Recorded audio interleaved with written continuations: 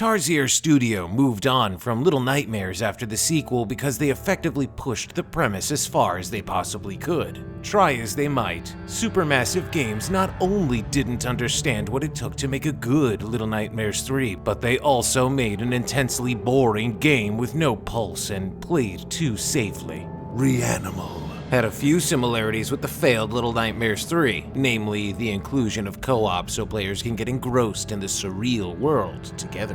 What that game really missed was the opportunity to make the most of having two players working together, giving us some of the most brain-dead puzzles. Supermassive Games showed us how it shouldn't be done.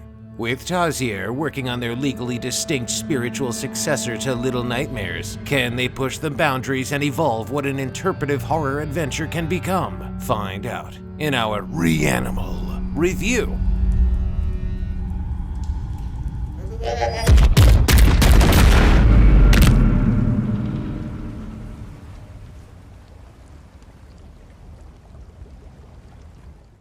If you're already a fan of what Little Nightmares offers, then you're going to love Reanimal. Not because it continues the very specific brand of morbid whimsy and dank atmosphere, but also because it makes strides towards deeper gameplay and a more stylish presentation. The first thing you'll notice is how Reanimal does away with the dollhouse-style camera angle that gave the 3D world a 2D impression. The camera now feels straight out of a classic survival horror game, with director-set POVs and Kubrickian tracking shots gliding through the space, building a world that feels more immersive than ever. Some of the boating sections feature a fully controllable and rotatable camera system, a groundbreaking first for this genre, with massive environments out at sea that give you an incredible sense of scale as you navigate the choppy waters. It's not just for navigation, you'll need to aim and throw spears at obstacles and creepy, naked, human-like monsters. As for the co-op, it's very flexible. Reanimal offers local play, online, and game share options. No matter if you have an online subscription for your console or not, there's always a way to play with someone. Player 1 plays as the Hood Boy, and Player 2 is the Rabbit Mask Girl. Both function the same, and the game bottleneck exits and area transitions by having one character either hoist the other one up or pull them through a narrow passage. If you play alone, it still feels like a co-op experience because the AI assigned to Rabbit Mask is reactive to whatever Player 1 is doing. The only giveaway is that she won't be teabagging or aimlessly jumping up and down, or fighting over where to go. Playing alone is a lot like playing Little Nightmares 2. Most of the time, you won't even realize Reanimal was built as a co-op experience. When Little Nightmares 2 introduced combat, it was one of the most difficult and tense moments of the game. Swinging a weapon was a slow process that left you wide open. Reanimal lets players swing away like Joaquin Phoenix using a bat on a naked alien. Hood's crowbar swings fast and wild, and you can almost hear that sickening squelch when it smashes into a swarm of ravenous seagulls. The art direction overall is consistent with the first two Little Nightmares, but you can get a sense that it's maturing. The scale and characters are adjusted, and the child characters are taller and seem less like little gremlins. It's not just the kids who've grown up, the monsters have gotten bigger too, and to a downright terrifying scale. Reanimal ups the violence in a big way by showing more deaths and even some gore now. It used to be that Tarsier's games would cut away when something bad was about to happen. But now you see kids getting drowned in a bathtub or get smashed into a brown stain. It's much more of a visceral game that leaves you reeling back with a sickening gut reaction.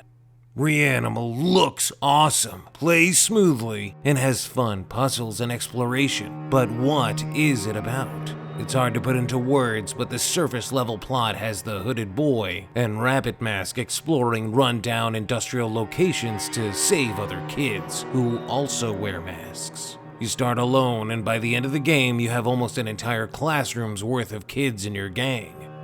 Along the way, you'll see some weird shit. Lots of deformed monsters and nightmarish animals that look like my paralysis demons. Whatever you take from the experience, a recurring theme emerges of animal abuse and humans portrayed as animals woven into the narrative, culminating in a surreal depiction of World War I imagery. Fans will have a lot to ponder about and theorize for sure. The pacing is pitch perfect. You're often subliminally guided to where you need to go, and shocked when you realize how you've looped back to a previously visited area. It's a large adventure game with some clever puzzles that build momentum, with needed breaks in the action, which gradually build up again.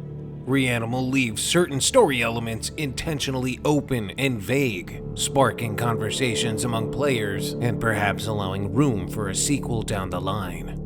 Its length is satisfying with plenty of collectibles tucked away in cleverly hidden spots. The masks are fun to wear and collect, and he somehow makes a street pylon look great. Expect to spend about 7 to 8 hours reaching the end.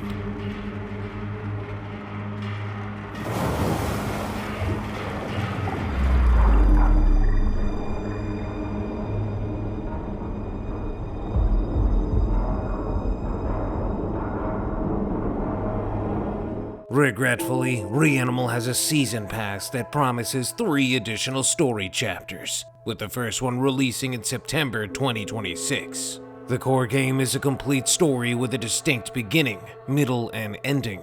It's also not the kind of game that works with the story DLC, and it feels bad to spend money on something without even knowing what you're getting. When they did this with the first Little Nightmares, you'd get one chapter, finish it in an hour or two, and then have to wait months for the next one. It's not a satisfying way to experience a story. Tarsier seemingly understood this since Little Nightmares 2 had no DLC. By the time the DLC chapters are available, most people will have moved on. If Tarsier wants to expand the story and setting of Reanimal, then they should just make Reanimal 2. Reanimal is an awesome and creepy adventure game with amazing visual design and intense atmosphere. It sticks with you after you play it and works perfectly as a contained experience. It doesn't need DLC, and by the time it gets the DLC chapters, even its most hardcore fans won't really care. Reanimal is a fantastic co-op game for the Nintendo Switch 2, running at 60 frames per second most of the time.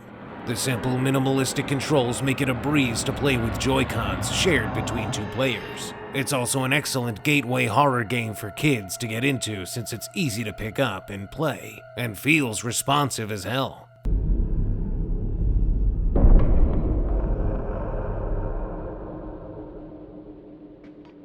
You know, for kids! If Little Nightmares 3 got you down, fret not. Reanimal is the sequel fans have been hoping for.